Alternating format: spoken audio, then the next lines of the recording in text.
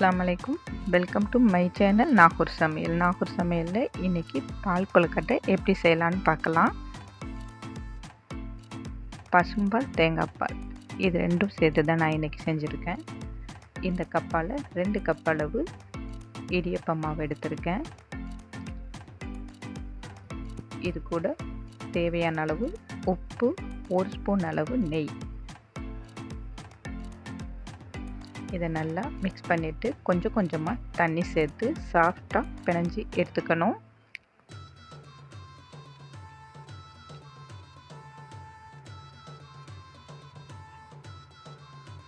நல்லா பிசைஞ்சு இந்த அளவுக்கு சாஃப்டாக இருக்கிற மாதிரி எடுத்துக்கோங்க.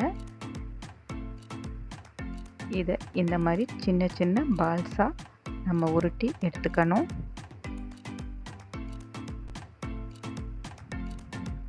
ஒரு பாத்திரத்தில் ஒரு 1/4 லிட்டர் அளவு பால் சேர்த்துருக்கேன். இந்த பால் நல்லா கொதித்து பொங்கி வந்த பிறகு நம்ம ரெடி பண்ணி வச்சுருக்க அந்த சின்ன சின்ன கொழுக்கட்டையெல்லாம் இந்த பாலில் வேக வைக்கணும். தேங்காய் பாலோட 2வது பாலை கூட இந்த மாதிரி கொதிக்க வச்சு நம்ம இந்த கொழுக்கட்டையை வேக வைக்கலாம். இது கூடவே நான் கொஞ்சம் தண்ணி பாலும் சேர்த்துக்கிறேன். தேங்காயோட 2வது பால். இது கூட 4 ஸ்பூன் அளவு கடலைப்பருப்பை வேக வச்சு சேர்த்துருக்கேன். இது உங்களுக்கு விருப்பமாக இருந்தால் சேர்த்துக்குங்க.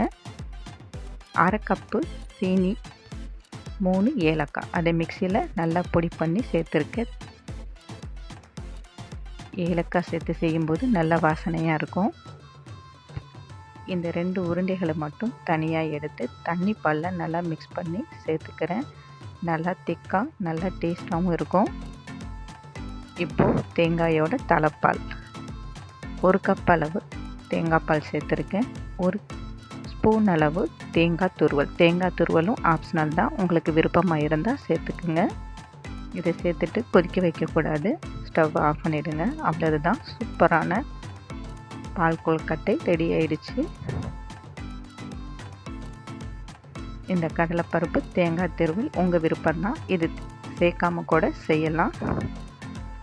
ரொம்ப சிம்பிளாக செய்யக்கூடிய ஒரு ஸ்வீட் ரெசிபி. நீங்களும் வீட்டில் கண்டிப்பாக ட்ரை பண்ணி பாருங்கள். இந்த வீடியோ பிடிச்சிருந்தால் லைக் பண்ணுங்கள், ஷேர் பண்ணுங்கள், கமெண்ட் பண்ணுங்கள். மறக்காமல் சப்ஸ்கிரைப் பண்ணுங்கள். பக்கத்தில் உள்ள பெல் பட்டனையும் ப்ரெஸ் பண்ணுங்கள். தேங்க்யூ.